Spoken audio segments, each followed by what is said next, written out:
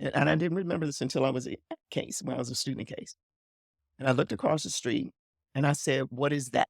Mhm. And an adult said, "That's Case Western Reserve." And I said, "I'm going there."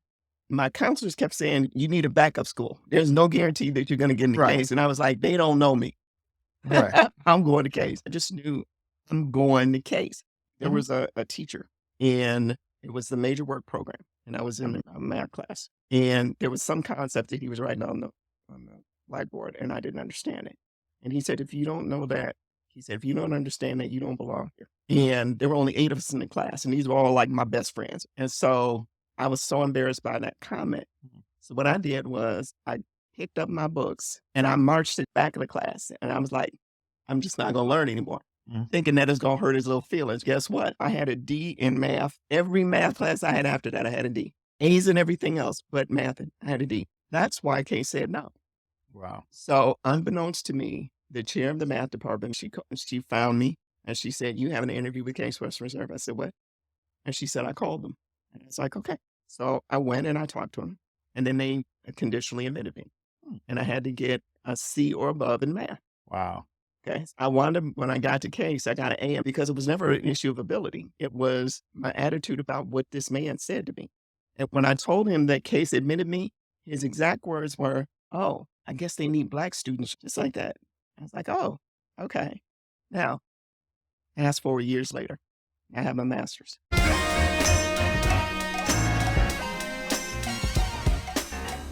I want to welcome you to our very first podcast today. You're with Strategic Moves. I'm your host, Ken Dow. And today we want to talk a bit about faith without works. I think people today talk a lot about how much they want to get out here and do things. A lot of people feel that they, in their minds, believe that if I believe something hard enough that it'll happen, you have to actually put the work in. And so my guest that I have today is somebody that I believe has been not only believing in herself and doing what it takes, but also has been actually putting the work in. And she's been a person that's been around for a long time in my life and been able to help me through quite a bit of issues. So I would like to introduce everyone today to Dr. Jackie Chisholm. Thank you, and I appreciate it. I was going to read your resume, but your resume is so long. So what I will say is that I do know that you have been around for quite a bit. You have several degrees. So I'm going to let you tell us your degrees. Okay, so the bachelor's in medical anthropology, and the master's in psychological anthropology, and the PhD is in psychological anthropology. And what is that? What we basically tell people is cross-cultural psych. And I give people an example in New Guinea. This is one of the things that I learned when I was in school. So in Papua New Guinea, if a woman complains about her heart hurting, Mhm. then it means her husband's cheating on her. Hmm. Take the same woman in the United States, they would run tests on her heart. One more time. So a woman comes to a doctor and says, "Have a pain in my heart." Mhm. In Western medicine, they would run a series of tests, EKGs, they do blood work. Well, in Papua New Guinea, that physician knows that her husband is cheating on her. Really? Is that a fact? Yes, it's cultural. That's deep. Before we get into your degrees, give me a background on yourself. You grew up on the southeast side of town, right? You grew up and went to John Hay? No, No, I you went went to to Kennedy. Kennedy. Right. I Let, went let to me get that Kennedy. right. You went to Kennedy. That's correct. Right. Let's see.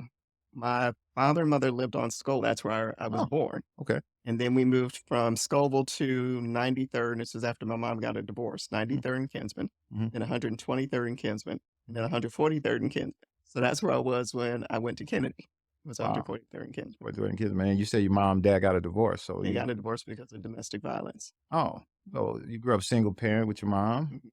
and what was it like growing up in a violent household with a lot of violence? That was really difficult. I remember my sister, my older sister, who's 3 years older than I am. Her name is Karen. Mhm. Karen has more memories than I do. I Mhm. just remember jumping on daddy one night when he was beating mama and walking on eggshells a lot because you never knew what kind of took them off. The proudest day for me was the day that my mother decided she was tired. Mhm. And she had 3 children. I think all of us were under the age of 11 when she walked out.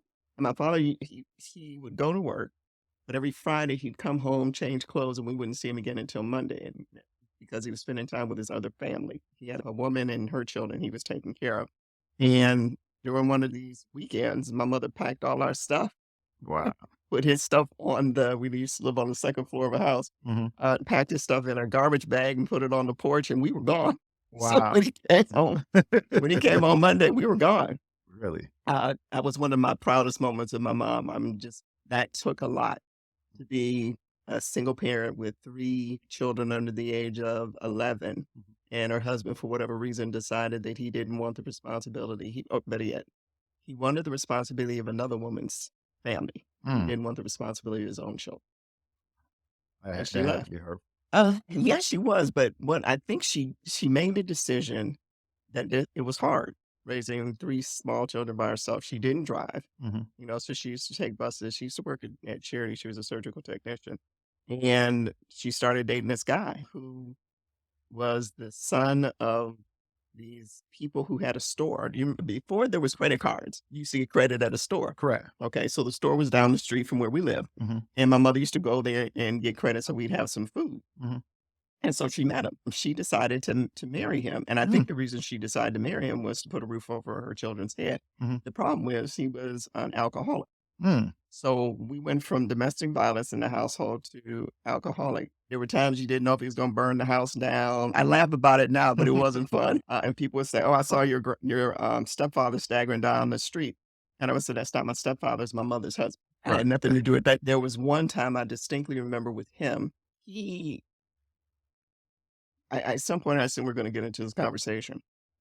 Being first generation college student, the more you learn, the more I'm different from the people in your household. And so he used to say things about, "Oh, you think you're so smart. Oh, you think you're so smart." And then there was one day I came home, I was living in my mother's house at the time, and he knocked on my door. He wanted to have sex with me. Really? Yes. And so I started sleeping with a chair under my door, and I had to get out of there. That's how I got married the first time, was to get out that household. Wow. Now that's really deep. You talking about getting out of the fire into the frying pan. I mean, Yeah, and I really. think at the time my mother made that decision, it was hard for me to accept it at the time because it was like, why would you leave a man who was beating you to go to a person who was an alcoholic? And at the time, my thought was she thought she could control him. Mhm. And the reality is that no, she couldn't. But given her circumstances, Mhm. my father wasn't paying child support. When they got a divorce, he had a lawyer, she didn't. Mm. And so I think he only had to pay $10 per child per week and couldn't figure out how to do that while he was traveling, doing stuff. Um, and I think he said her second husband said, "I will buy you a house." And she said, "Okay." Mm. And I think that was her, you know, if I were being fair to my mother, because at the time it was hard being fair when you knew that Mhm. you're bringing an alcoholic into the Right. household with, 3 girls. Being fair to my mom, I don't think she felt she had any options. And that was her best option. And so he did what he said he was gonna do. He put a roof over her, but it came with all these other things that she had to deal with So how long did y'all deal with that? until she died. Really? Yeah, she died at the age of 53, Mm. and 3 weeks later, he was remarried to somebody in Tennessee. I know. Yes. And then, well, what I heard, it's one of those things, being careful what you wish for. Uh, So he apparently was going down to Tennessee periodically to see his woman. mm. And so 3 weeks after mama died, I mean, we literally just put her in the ground, her body in the ground, and he was on his way to Tennessee. So I heard that she was a school teacher or a principal of a school, and he used to come to her class drunk. And God knows my heart. The first thought I had was, "See, that's what happens when Right, you do right. stuff like that." But eventually, a lesson that I learned from him, he had cirrhosis of the liver. Mm. He should have died, but instead he buried my mother. And Mm. it's not his fault that my mother died. She had a heart condition. But my mother the whole time kept saying she kept thinking that he was gonna die first because he has cirrhosis of the liver. So when she wrote her will, Mhm. the will was if she died, she got everything. If he died, she got everything. She didn't think she was gonna die first. So when she died, Mhm. and she didn't tell us about the will, she kept telling us, "If anything happens to me, he's gonna sell the house, he's gonna take half and the other half, and you all will get it." That's not what she put in her will. Mm. And so it's always, number one, the Bible says, be careful about digging ditches. Right. Because she dug that ditch Right. thinking that he was going to fall in it. And she was one instead. That had to be a crazy experience growing up. It- it was so chaotic. Growing up with those kinds of experience, but number one, with domestic violence in the household, but then an alcoholic who eventually starts approaching me. I just wanted peace. I wanted stability. Mhm. College for me, school for me was stability. I used to say, and as long as I could get to class, I was blessed to have some phenomenal teachers, people who supported me. And that's from elementary school through college. That was my haven. A book was my haven. I used to go to the library and sit on the floor Mhm. and read like all these books. I would take 8 of them home and I would hold up in my room because that was my like I said, my haven. I knew early on, and part of it was because my mother kept saying education was important. That's all she preached was education. And part of that was because in her household, my grandfather didn't believe in educating his children, especially not his girls. Mhm. She wanted to be a nurse. He wouldn't pay for it. She became a surgical technician because she went through a program. Mhm. And so they paid for it. But that wasn't what she wanted to be, was a nurse. That some of the lessons that she taught me was, number one, even when she had an opportunity to become a nurse, I think she was afraid to try. Hmm. And so a good portion of watching my mother and hearing her say education is important. Do as I say, not as I do. And So I watched people around me, the neighborhoods that we were in, especially 100, Mhm. almost all the girls, young women, they focused on men. They focused on, having babies. No sense. Mhm. And all I focused on, I'm not going to get stuck here. I'm going to school. I'm going to college. I didn't know where it was going to lead, but it was getting the hell out of. So let's talk about getting Sure. out of there and getting able to go to Case. Case is in a average school that most people get an opportunity to go to, especially poor people. So how did that come about, and how did you get opportunity to get into Case Western Reserve? So here's the funny thing, because we haven't talked about the fact that I was in an abusive relationship Mhm. from the age of 14 until I was 19. The abuse started in a year into With who? boyfriend. At the age of 14, you had a boyfriend at 14? At the age of 14, I had a boyfriend. So you just said you wouldn't study in boys. Popped up. He was my sister's boyfriend's best friend. Friend. Oh, that's And so when he came over, he bought and bring he his brought friend. him for, so we started talking, and it was stupid. He was 6 years older than I was, so he should have been in prison. Mhm. Um, but at the time, my ego was, wow, this older person is interested in me, and he started. Remember, we didn't have a lot. He was buying my clothes. He took care of me. He made sure I got to school. He was doing all that stuff. And what I learned from that experience was usually an abuser, what they'll do is they'll start doing all these things for you and pull you away from everybody. They pull you away from your family. They pull you away from your friends. They become your sole source for everything. By the time I figured that out, it was too late. I was involved in that relationship. And like I said, about the age of 15 is when he started beating me. The first time he hit me, I went to hit him back and got hit harder. And what I, again, learned from that, and you'll hear me say that a lot, is what did I learn from that experience? Because otherwise, you're destined potentially to repeat it. What I learned was when I saw my father beat my mother, in the back of your mind, you start thinking that's normal. And at the time, I didn't realize it. So I had to go into counseling to figure this out. I knew that I wanted better than that. So even though I wasn't one of these people going, oh, I need to have a boyfriend, I got to have one of those. It was, he was there. He made me feel safe until he didn't make me feel safe. And the way that I got out of it, he did not want me to go to school. He didn't want me to go to college. Right. Matter of fact, he said, why don't you wait a year? But I knew if I waited a year, I'd never go. And he called me stupid one day. And this man was kicking my behind. But the minute he called me stupid, I was like, I'm a lot of things. Stupid ain't one of them. And so at that point, it was, what do I need to do Mhm. to get out of this? You get to the point where you start saying, how did I get here? Mhm. How did I wind up here? So you ask the question about how did I get to Case? When I was 9 years old, remember we used to go on these field trips. All right. So we went to the orchestra. And I looked across the street and Case was there. And I didn't remember this until I was at Case, when I was a student at Case. And I looked across the street and I said, "What is that?" Mhm. And an adult said, "That's Case Western Reserve." And I said, "I'm going there." Hmm. I got to Case because that was the only other place I wanted, the only place I applied. My counselors kept saying, "You need a backup school. There's no guarantee that you're going to get into Right. Case." And I was like, "They don't know me. Right. I'm going to Case." I eventually, because they told me, I did apply to Cleveland State, Mhm. but I only wanted Case. Now, if you were to ask the question why, I have no answer for that. I just knew I'm going to Case.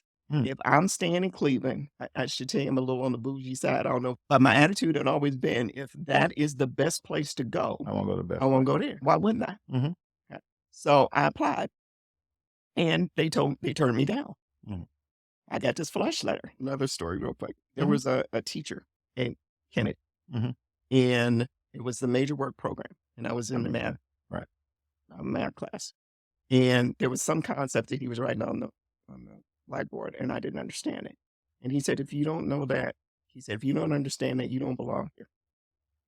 And there were only 8 of us in the class, and these were all like my best friends. And so I was so embarrassed by that comment. Mhm. So what I did was I picked up my books and I marched to the end of the class, back of the class, and I was like, "I'm just not gonna learn anymore," Mhm. thinking that it's gonna hurt his little feelings. Guess what? I stopped learning. Mm. And it affected me every math class after that because I didn't learn what I needed to learn there. Mhm. So I let my ego get in the way. So there are people who, when they come up against something, they'll say, "I can show you better than I can tell you." Right. My attitude was, if that's how you feel about me, and I took that, and instead of using it to let me show you what I can do, I Mhm. just stopped learning. Wow. So I had a D in math. Every math class I had after that, I had a D. A's in everything else, but math, I had a D. That's why Kay said no, Wow. because I had all A's and a D. And when I took my ACT, I rated very high in everything but math. So unbeknownst to me, the chair of the math department, Mrs. Smith, called Case and said, "You need to meet her. You need to interview her." And so one day she found me and she said, "You have an interview with Case Western Reserve." I said, "What?" And she said, "I called them." And I was like, "Okay." So I went and I talked to them, and then they conditionally admitted me. Hmm. And I had to get a C or above in math. Wow. Okay. I wound up, when I got to Case, I got an A because it was never an issue of ability. It was my attitude about what this man said to me. And when I told him that Case admitted me, his exact words were, "Oh, I guess they need, I guess they need black students," or some crazy, like, because he's a white guy. He said, "Oh, I didn't expect that at all. I guess they needed black student more students." Hmm. Just like that. I was like, "Oh, okay." Now, fast forward years later, I have my master's. I saw him. I was this close to saying something to him about how he damaged me. And I didn't. I could have, but I didn't. Found out several years later that I was recruiting for Case undergrad. Mm. And I went to Kennedy. I went back to Kennedy. And I told the story, didn't put a name to it.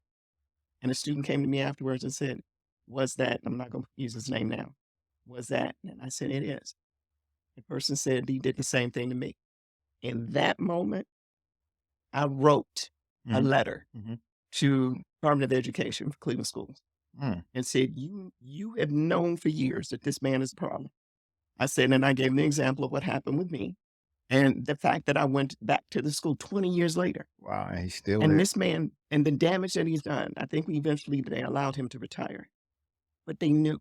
You There's know, no way they didn't know. I know that guy because he damaged me. I messed up to the day. Yeah, just I still ain't got over unconscionable, my education. That guy. unconscionable. But Yeah. the bottom line for me was Case was the only place I wanted to go. Case Western Reserve. So how did you get there? Got there on a scholarship? You Oh, got there, you paid your way to do financial it? aid. Really? Yes. So after all of that, and he said that you got there because you were black and all of that, you still didn't get no black. It's funny to me because you and I had this conversation. Mhm. It was funny to me because this would have been during affirmative action. Wow. Okay. And so there were a number of us who were there, but it was only like 3% of the population. Case had 5,000 students. So you're not even talking 500 people. It's talking about 200 or 300 people. Right. There was an acknowledgement that we were there and that we were special. And the reason that there was an acknowledgement was because we were put into a program, and it's part of the TRIO program. It's called Special Support Services. Mhm. So I was immediately enrolled in that. I didn't have a choice. And I'm thankful that I didn't have a choice. They were phenomenal people. And they were the ones who helped us understand what does college require. And they had already made the connections for us. The problem was Case lost that grant the next year. So freshman year, they were there holding our hands. The next year, they were gone. Wow. And so we're sitting there going, okay, so how do we do this now? And Case is not, it's my alma mater. I've gotten 3 degrees from there. But if you were to ask me what kind of support did they give you intentionally, I would say not much, other than the support service, and that was a grant. And when the grant was gone, that program was gone. So what was the commitment to students, first generation students like me? None. Have you think they got better over the years? No, Really? I don't think so. Mm. I don't think so. Do I think that it's intentional discrimination? No. Do I think it is willful ignorance? Yes, I do. I don't know. I don't know. I don't I think have you're a thinking hard about us. time thinking that people just don't know. These are the smartest people, right? Yeah, it's not that it's not that they don't know. So let's put it in business terms, Okay. okay? Because you That's probably where let's put it in more business terms. it boils down to at the Yeah, end. let's put it in business terms. Okay. The majority of the students who attend Case Western Reserve are not first generation. Right. The vast majority, probably 80 to 90% are not first generation. So are you going to gear your resources to the 10%? And the reality is probably not. Now, you would if you cared about all of the students on the campus. Right. You would make provision for everybody there. Mhm. But I don't think that's what they were thinking. I think they felt like we took care of them because we had this program. We went and got the grant, and the grant allowed us to hire all these folks. And then the grant was, do I think that they did create a minority program, Mhm. but not every student who's first generation is minority. Okay. Now, majority probably are, Mhm. but not everybody. So they eventually got another grant for the Minority Scholars Program, and I wound up working for them. Okay. So it's not that I think it's not that I don't think they care. It's not a high priority. That's what I think. It's just not a high priority. So how did you end up working there? You Okay, so as I say, what happened was when I finished Case, I started working for May Company. I was recruited by May Company to work there and to become a buyer. Mhm. And I hated that job. And I don't mean like a little bit of hate. I hated every aspect of that job. And that's primarily because of the attitude that people had. I walked in the door thinking that we were all there to help May Company make money and all that other stuff. So we were all in it together. What I learned in that experience was, no, that person was out for themselves, that person was out for themselves, and they had no problem with throwing you under the bus in order to stand on you. And Mhm. and I had never had that experience before. I'm really Pollyanna. Mhm. And I wound up quitting. I was pregnant with my first child. My husband and I had gotten married maybe a year and a half, a year before. Mhm. And I was pregnant, and I was on the verge of losing her because of the stress related to that company. Mm. And the doctor said, if you don't quit, he said, you're going to lose your baby. Is that what you want? And I said, no. So I talked to my husband, I quit. And so I put myself through college because as a secretary. And so I knew I had the skill set. So I wound up working for Cleveland Clinic Mhm. as a floor secretary. And then one day I had been praying, but you're not going to conversation about faith. And so one day I was praying and I was like, God, what is it that you want me to do? Because I have this really nice degree from Case Western Reserve that I still owe money on. And I'm a secretary. I didn't need a degree to be a secretary. Mhm. And out of the blue, this woman who lived in, I think, Minnesota, who used to be my career counselor at Case, called me. She found me Mm. and said the Case had this position available as an undergraduate recruiter. And then she said, would you be interested in something like that? And I said, I think I would. Mhm. And my reason for doing it was because I felt like my experiences could be helpful to students that I would recruit. And so after, I think, 14 interviews, 14. 14 as in 11 people in the room, Okay. everybody getting the Alright. opportunity to Alright. have Okay. conversations with you, but 3 different interviews. Mhm. Then I got a flush letter again saying, I'm sorry, we have really good candidates, but you didn't get it. And then 3 days later, got a call from Case that offered me the position. I said, hold up, wait a minute. So I got on the phone because I knew people at Case. What happened? Mhm. So apparently the guy that they offered the position to wanted more money than they were offering. And so I was the second candidate. And I was like, you know what? I ain't mad. However God gets it to me, Right. right? So that was the job that I had initially Mhm. on campus was undergraduate Oh, so that's where you did all your recruiting of students and that kind of stuff. about 3 years. I did that for 3 years. I was the co-coordinator of minority recruitment because remember when I was there, it was only 3%. Right. When I got there again, it was only 3%, 3 or 4% Mm. as an employee, Mhm. right? So they hadn't changed. The lady who was the co-coordinator, her name is Linda Steele. Linda and I put together a plan. Like, this is what we're going to do. Mhm. And the university had, again, they had gotten a grant, and the grant was to increase the number of students of color on campus. Okay. So we had this program. It was the first 2 years, no loans. Mm. And the second 2 years, you would have loans like everybody else, but the first 2 years, no loans. So Linda and I kept telling them, they gave us what they thought we would be able to do, accomplish. And we kept saying, your estimates are too low. We can do that easily. Mhm. And so the first year, we blew through all of their money. And we told them, we told you your numbers were too low. And then as a result of that, so now year two, which should have been the second year of the grant, they've gone through all that money. And so what they did was cut it in half. Mm. So now the university has to put some money in. And so instead of all of the money, now it was half. And by the third year it was gone. The program was gone. Yeah. Again, this is what I was saying before. Yeah. And I've said this to even people who work at Case. Things cost. It's not enough for you to say that it's important.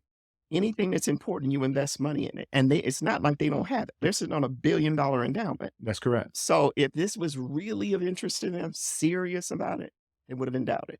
And they still haven't endowed Yes. This is Strategic Moves with Ken Dow. it.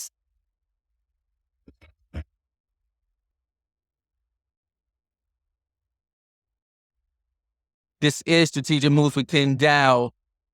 Yes.